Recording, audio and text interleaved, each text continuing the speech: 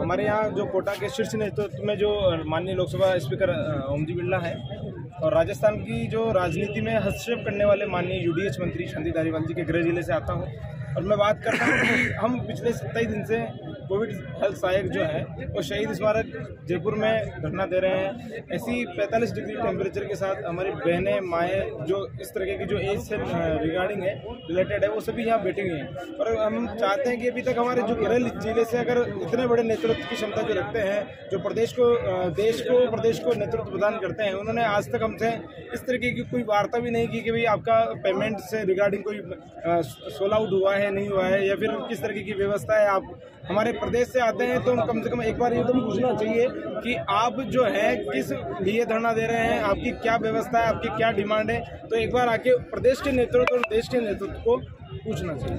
आप मुझे ये बताइए कि जिस समय आप लोगों की जॉब लगी थी सरकारी जिस आधार पे जॉब लगी तो पर्टिकुलर डिस्ट्रिक्ट पे लगी थी या आप लोगों को दूसरे डिस्ट्रिक्ट में ही भेजा गया था? पर्टिकुलर डिस्ट्रिक्ट में ही। जैसे आप कोटा के रहने वाले हैं तो कोटा में आपने काम किया या आपने बूंदी या बारा या झालावाड़ जाके काम किया? पर्टिकुलर जो डोमिसाइल जो इसके आधार पे जो मूल निवासी के आधार पे हमें ज्वाइनिंग दी गई थी। अच्छा। हमारे गृह जिले में ही ज्वाइनिंग दी गई थी और अलग अलग क्षेत्र से जिसे मान लो ग्रामीण क्षेत्र में है वो 40 से 50 किलोमीटर के क्षेत्र में हमें वहाँ तक भी ज्वाइनिंग दी गई है। अच्छा, तो इसके अंदर जैसे मान लीजिए हम बात करते हैं कि डिस्ट्रिक्ट जिले से आते हैं तो आपको डिस्ट्रिक्ट में मिला, आपको किसी गांव में नहीं जाना पड़ा, आपको अपने एरिया के आसपास ही दिया गया? मेरे को अपने एरिया के आसपास दिया गया और मेरे जो भाई सभी के बारे में जानना चाहते हैं। साइड जो भाई हैं जितने भी हैं उनको अलग अलग, जैसे मैं कोटा से आता हूँ तो कोटा में केतुन ब्लॉक 15 से 20 किलोमीटर का एरिया है और कोटा से जो सुल्तानपुर ब्लॉक है वो कम से कम 40 किलोमीटर का एरिया है। तो ऐसे एरिया में भी लोगों को पोस्टिंग। तो जिस समय आप ये 40 से 20 किलोमीटर के एरिया में जाते तो अपने खर्चे से जाते थे या सरकारी कोई गाड़ी आपको? मैडम जब हमें ये पता था कि हम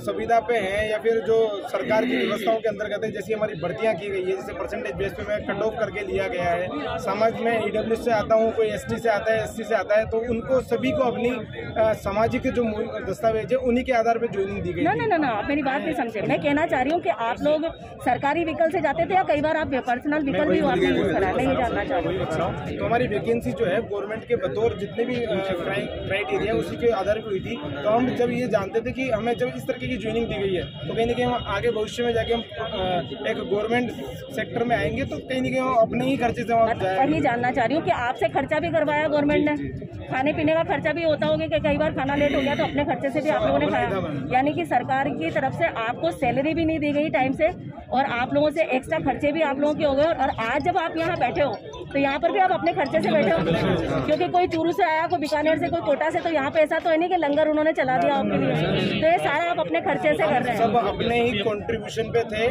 उस समय भी थे जब ज्वाइनिंग पे थे और आज भी हम अपने कंट्रीब्यूशन से अलग अलग क्षेत्रों से अलग अलग जिलों से हम आते हैं, फिर भी एक प्रेम और वैचारिकता व्यवहारिकता के रूप में, मित्रता के रूप में यहाँ पे हम अपना स्वयं का और परिवार के जो भी मेंबर है सीएचए कोविड हेल्थ सहायक जो परिवार है उनका सारा खर्चा भोजन से लेके नहाने धोने की व्यवस्था तक का जो है हम सब अपनी जेब से ही देते हैं।